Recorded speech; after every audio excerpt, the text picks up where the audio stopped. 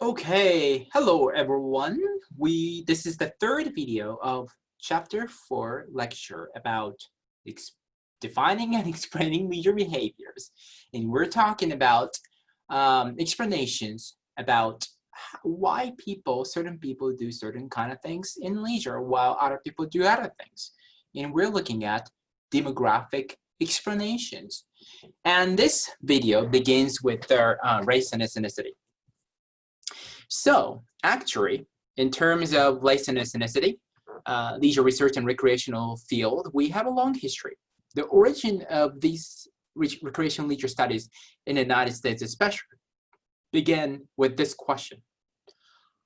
Why aren't African American people, as well as other racial ethnic minority, coming to parks, especially national parks and those reserves? You know, sometimes national parks are more predominantly consumed by white European, Caucasian people. So they started to do some research, and they came up with some of the explanations and theory. One of the common one in the past was this marginality. That means, well, some of the African American people and other racial and ethnic minorities still suffer from negative impact of the past slavery and racial racist systems, basically, and they have low economic status, income level, and they cannot afford to come to these places yet. That was one theory. Another theory was this: ethnicity or subcultural preference. Basically, it says that some of the African American people and other, racial and ethnic minority people do not simply like to do outdoor recreation activity in these spaces. And more recently, we have learned that there are different kinds of discrimination happening in these spaces as well, which we will talk in a minute, and that demotivate racial and ethnic minorities from enjoying these spaces.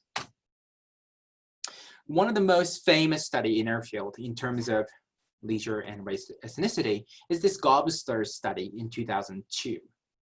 The study was done in a Lincoln Park in Chicago. If you know Chicago area, it's a beautiful city if you've never been. If you go to North Side, there is on our lakeside, Lake Michigan.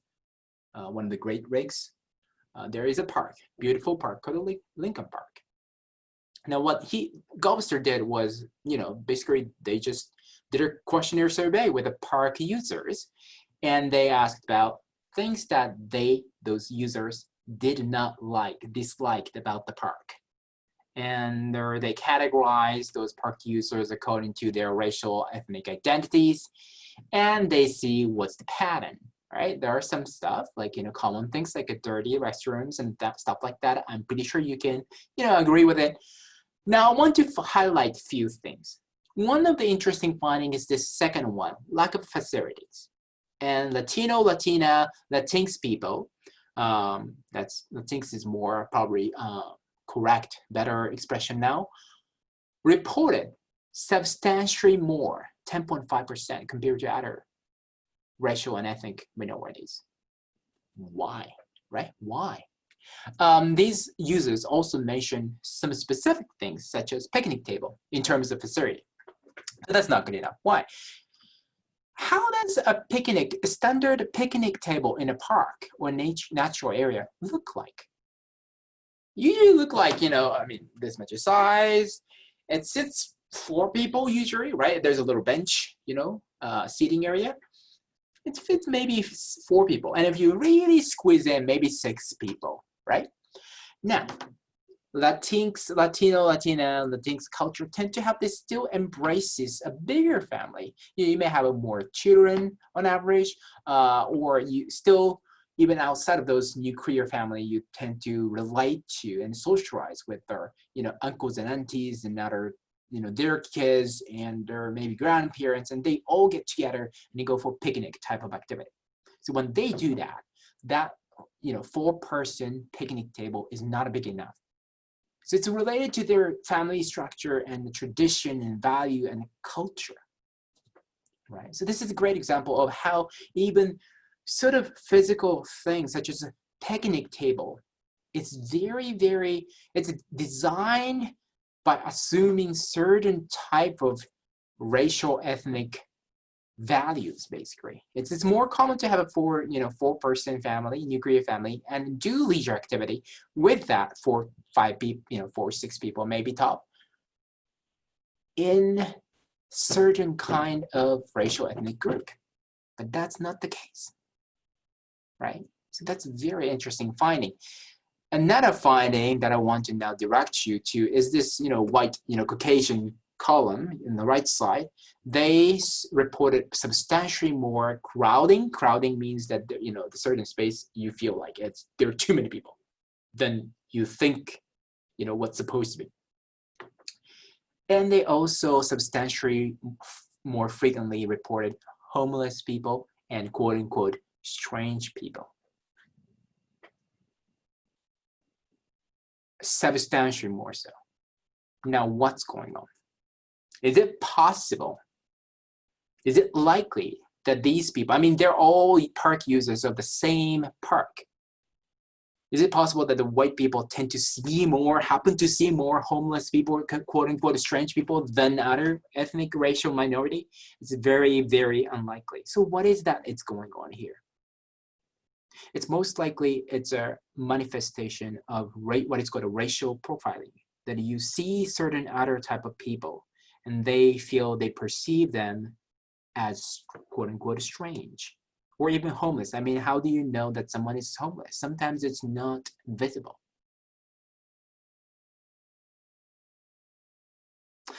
Did you watch a video of some woman called Amy Cooper? I think Amy Cooper.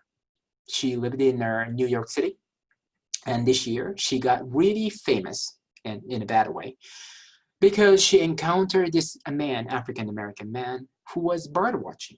The man was bird watching in a Central Park, and Amy Cooper was there, and she had a dog, and the dog was off the leash, But that area was supposed to be, dogs were supposed to be on leash. And the African-American man asked Amy to put her dog on a leash because, the dog running around off leash would scare the birds that he was watching and appreciating. And eventually that conversation got heated, and Amy Cooper, called police and telling them that she was threatened by this African-American man. There was a lot of discussion going on, but the one thing that is clear was that this person, female, perceived African-Americans' conversation behavior as threatening, hostile, although there was no direct evident threat. This may be a good example. This may actually explain what's going on, this number you're seeing here, the clear pattern, that this may be a manifestation of potential racial discrimination as well as racial profiling. And now I want you to take a look at this two numbers: police staff behavior, racial problem, and prejudice from other people, basically, for Black African-American park users.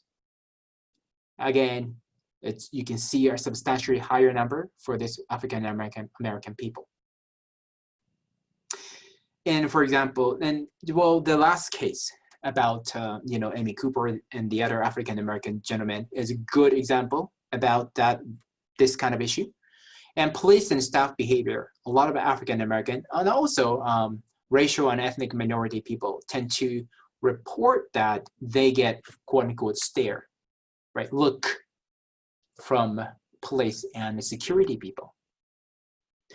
And sometimes they get questioned, although they're doing exactly almost same thing as the next, the other park user right next to you, who are doing the same thing, but they happen not to be African-American or racial minority. And you would wonder why you were questioned. Well, they were not. So these are the reason why there are numbers that you're seeing and higher number among African-American users. Now that was a 2002 study. And you would hope that the situation is better, right? But it's not necessarily so. And our field, leisure studies and recreation studies, keep looking into this issue. And one of the very famous, interesting, provocative paper with the interesting title, Playing While Black. It's written by US American researchers, so it's more about African American youth down in the States. And this is about basically how African American youth are racially profiled again in leisure places and programs. When African American youth, for example, spending some time in a park, maybe police people will talk to you. And specifically, this is related to the incident that African American kids were questioned and even arrested at the gunpoint by a police down in the States. And there are also, we know that more recently, there were some cases people were, for example, going for shopping or doing other leisure recreation type of activity while they were even shot by police officers. And we know many of the African-American Black cases for that too. There's this YouTube video, there's a link in the middle.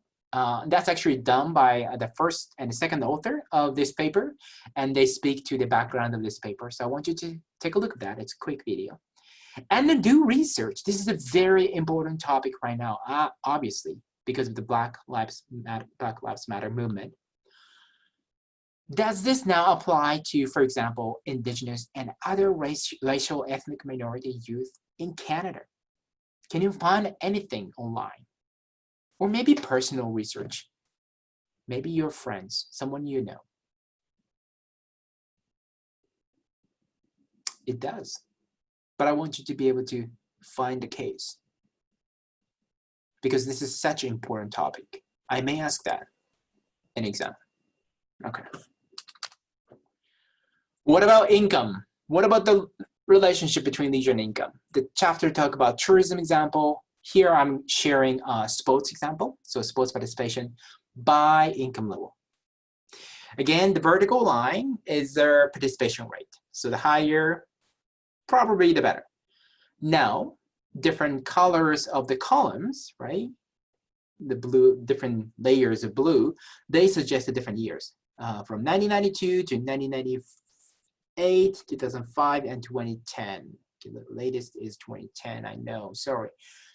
Overall, more recent data shows that there is a decline in sports participation. That's concerning, but now our focus is different. If you look at the different income levels, there's a clear pattern that people in a lower income level tend to do less sport. This is again very, very concerning. There is a clear relationship between income level and sport participation as well.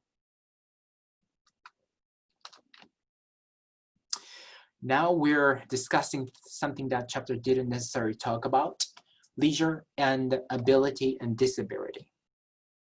There's a statistic says that the membership of the persons with a disability in a national level sport organization was less than 1%.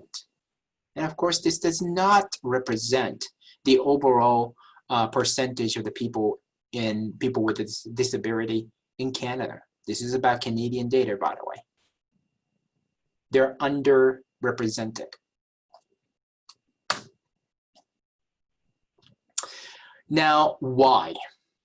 What are the factors that are stopping people with a disability from joining the sports organization, from enjoying recreation sports more? Research suggests that one of the most powerful barrier here is attitudes of people, other people, and in a general society that really discourage people with disability constantly from childhood. And also it creates the structure. Those attitudes eventually creates the a lack of a program, lack of services, and many other things. So really attitude is a key factor. And I want you to see this this Canadian Tire TV commercial called Wheels.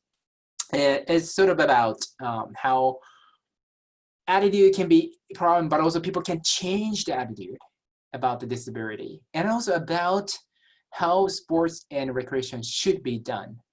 It doesn't have to be done in one way so that we can be inclusive. And it's very interesting video, a good representation of how attitude can be changed and how barriers can be lifted so dramatically. Yes, and that's what we do in our field too. Sometimes we adapt, we change activity or facility or equipment so that many people with different ability, people with different backgrounds can enjoy leisure recreation sports together. So I want you to take a look at that to understand the importance of the attitude. Related to disability issue, we have a profession as a clinical profession called recreational therapy. And this is the definition of it from American US Association because it's more popular and legalized in America. So recreational therapy, also known as therapeutic recreation, so RT or TR, is a systematic process that utilizes an recreation and other activity-based interventions to address the assessed needs of individual with illnesses and disabling conditions. Okay, so it's a very specific thing as a means to psychological and physical health, recovery, and well-being. So it kind of relates to what we're talking about, leisure and happiness. And they do that as a job. Recreational therapy is not all fun and games, okay? So don't mistake these professionals as, oh, activity people. No. There is a purpose. There is a therapeutic, clinical purpose, intention behind the activities that are specifically targeted to each patient and their conditions. Okay. In Alberta, we have this association called Alberta Therapeutic Recreation Association. Our degree has one course about two courses about TR, and there are a few other university colleges in our province have degree about it too. And lastly, sexuality. This is also a very important part of our social diversity and demographics. Unfortunately, though, the bottom line here is that the homophobia, as in the fear and prejudice against people, especially homosexual people, but non-traditional sexuality, people with a non-traditional sexuality, it remains pervasive, common in Canadian sports scene, for example.